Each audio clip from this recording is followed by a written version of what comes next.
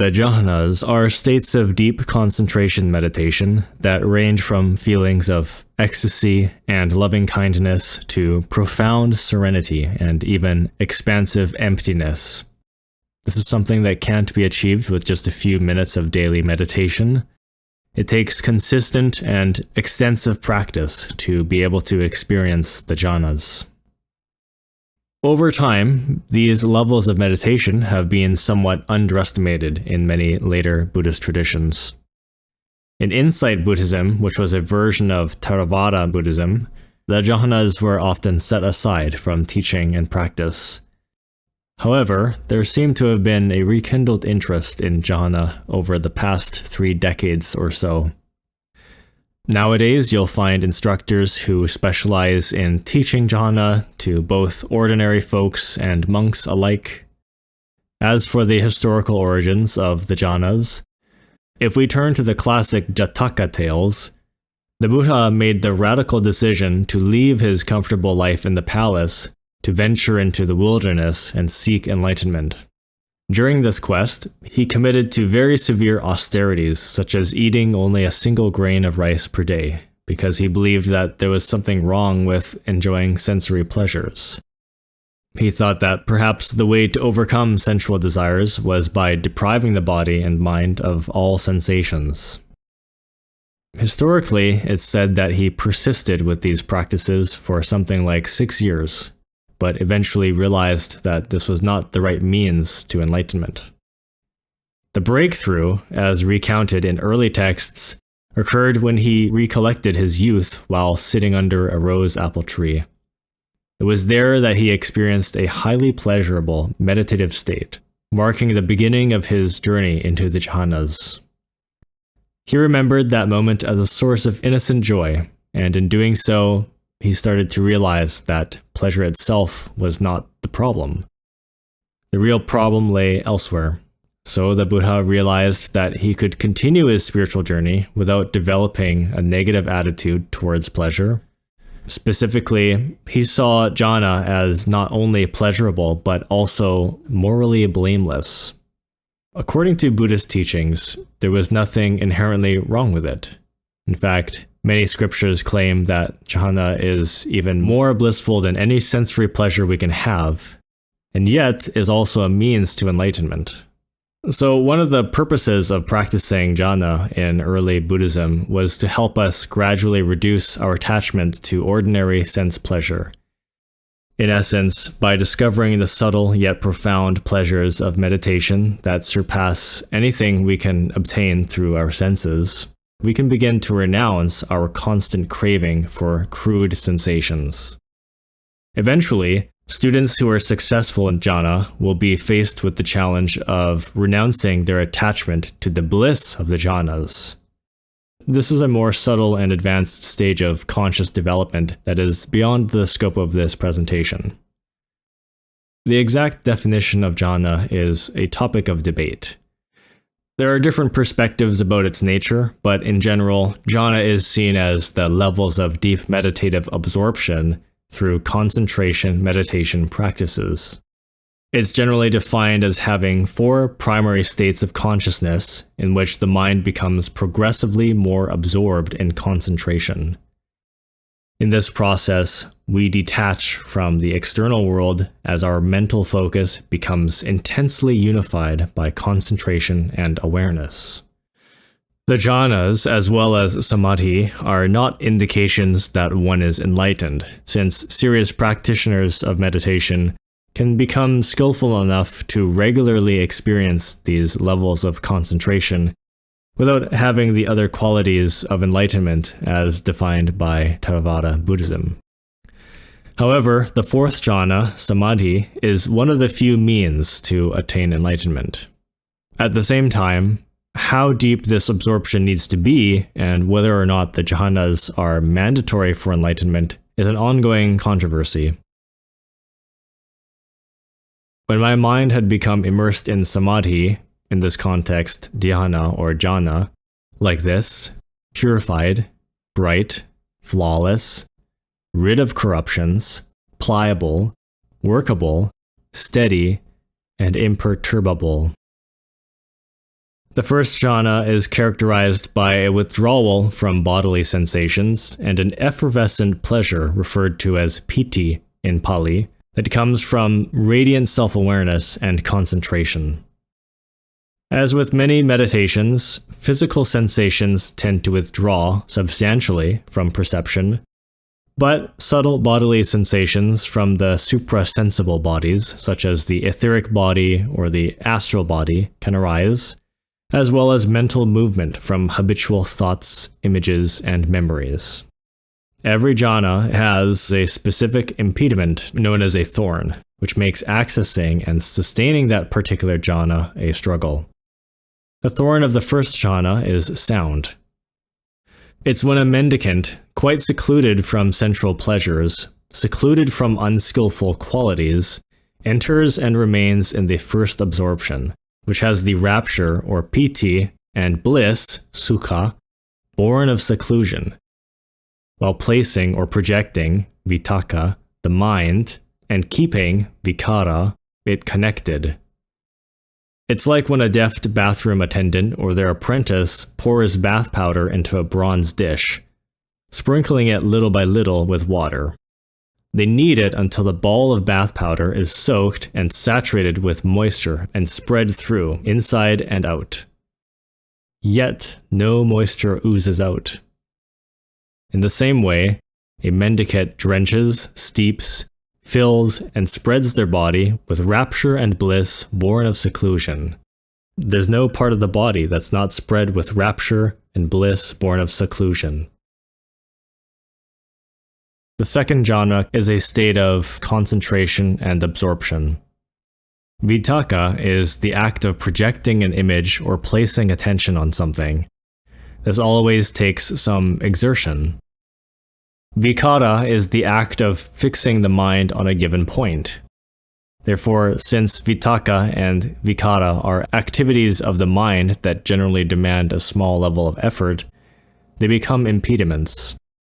In the second jhana, one reaches a state of concentration in which one is immersed in a rapture and radiates loving kindness. This feeling is somewhat charged, however, magnetized by the polarity of desire and attachment, so it's not a perfectly equilibrated state. After further immersion in meditation, this feeling can pass, allowing for compassion to bloom in the fourth jhana, also known as samadhi. As the placing of the mind and fixation are stilled, they enter and remain in the second absorption, which has the rapture and bliss born of immersion, with eternal clarity and confidence and unified mind, without the necessity of placing the mind and keeping it connected. In other words, this is where meditation becomes effortless because one is beginning to experience the natural state of consciousness, which is effortless perception. It's like a deep lake fed by spring water. There's no inlet to the east, west, north, or south, and no rainfall to replenish it from time to time. But the stream or spring of cool water welling up from the bottom of the lake drenches, steeps, fills, and spreads throughout the lake. There's no part of the lake that is not spread through with cold water. In the same way, a mendicant drenches, steeps, fills, and spreads their body with rapture and bliss born of immersion. There's no part of the body that's not spread with rapture and bliss born of immersion. The third jhana is a state of peace and serenity. Intense piti, which is rapture, a form of pleasure, disappears when one goes deeper in meditation and reaches the third jhana. What remains is sukha, which is a non-destructive, peaceful state of bliss. Verbal affirmations or mantras cease both physically and mentally, in part due to certain aspects of the brain slowing down. Bodily sensations and mental activity diminish. Most scholars believe that vikara, fixation, as well as all forms of thought, analysis, and labeling are long gone upon reaching the third jhana. The third jhana is a fine example of equanimity, but it is not an example of pure equipoise. Piti, or rapture, is the thorn because it is a disruptive, magnetized state. With the fading away of rapture, they enter and remain in the third absorption, where they meditate with equanimity, mindful and aware, personally experiencing the bliss of which the noble ones declare. Equanimous and mindful, one meditates in bliss. It's like a pool with blue water lilies, or pink or white lotuses. Some of them sprout and grow in the water without rising above it, thriving under the water. From the tip to the root, they're drenched, steeped, filled, and soaked with cool water. There's no part of them that is not soaked with cool water. In the same way, a mendicant drenches, steeps, fills, and spreads their body with bliss that is free of rapture. There is no part of the body that is not spread with bliss. The fourth jhana is perfect equanimity. As taught in the Noble Eightfold Path, dhyana, equivalent of jhana, is the seventh stage, with samadhi being the eighth step. In the fourth jhana, bodily sensations and mental impressions cease. Bodily sensations may be felt only at the head or not at all. The somewhat charged rapture of piti, loving kindness, shifts to serenity and compassion. It is the sense of perfect equanimity, along with the feeling of endless expansion in an infinite space. Breathing is the thorn of the fourth jhana. In other words, there tends to be the loss of the perception of breathing, and it is important to not disrupt the meditation with strong breaths. Giving up pleasure and pain, and ending former happiness and sadness, they enter and remain in the fourth absorption without pleasure or pain, with pure equanimity and mindfulness. It's like someone sitting wrapped from head to foot with white cloth. There's no part of the body that's not spread over with white cloth. In the same way, they sit spreading or basking their body through with pure, bright mind. There is no part of the body that is not spread with pure, bright mind.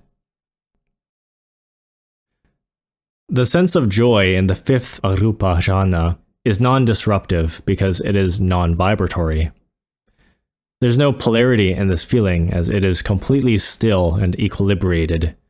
Again, there is perfect equanimity here.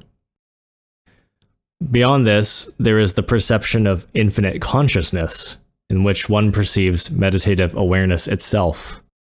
The expansiveness of infinite space begins to break down into individual awarenesses or fractions of conscious events that arise and pass away. This can appear as flickering light in the mind's eye, a flickering sound, electrical sensations on the tongue, unusual scents, and more. This perception is impersonal, and the impermanence of each conscious event can be perceived. After observing and recognizing the impermanence of these individual events, the mind tends to get bored. This is the aspect in this state that is considered dukkha, or distortion and suffering. After further observation, all conscious events are seen through, and one enters the base of nothingness. This is like noticing a slowing down in conscious events, and then penetrating through the empty gaps of space between the energy flickers and so forth. The gaps of space become more perceptible until the empty, infinite space itself becomes the primary viewpoint of the mind. This is the emptiness.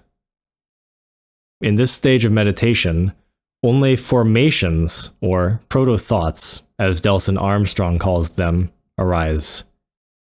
One perceives the pre-manifestation of thoughts before their final formation. There seems to be disconnected images, colors, patterns that are not recognizable. There is contact, feeling, and perception, but perception is not complete in the Buddhist sense because many of the impressions are not recognizable. When your body is rightly posed and your consciousness absorbed in deep meditation, you may feel that thought and mind both disappear. Yet, this is but the surface experience of dhyana. By constant practice and mindfulness thereon, one feels radiant self-awareness, shining like a brilliant lamp. It is pure and bright as a flower. It is like the feeling of staring into the vast and empty sky. The awareness of voidness is limpid and transparent, but vivid. This non-thought, this radiant and transparent experience, is but the feeling of dhyana. With this good foundation, one should further pray to the three precious ones, the three logoi of Gnosticism, the Holy Trinity in esoteric Christianity, the Trikaya in Buddhism, and penetrate into reality by deep thinking and contemplation. He can thus tie the non-ego wisdom with the beneficial life rope of deep dhyana, with the power of kindness and compassion and the altruistic vow of bodhicitta. He can see direct and clear the truth of the enlightened path, of which nothing can be seen, yet all is clearly visioned. He sees how wrong were the fears and hopes of his own mind. Without arrival, he reaches the place of Buddha. Without seeing, he visions the Dharmakaya. Without effort, he does all things naturally. Milarepa.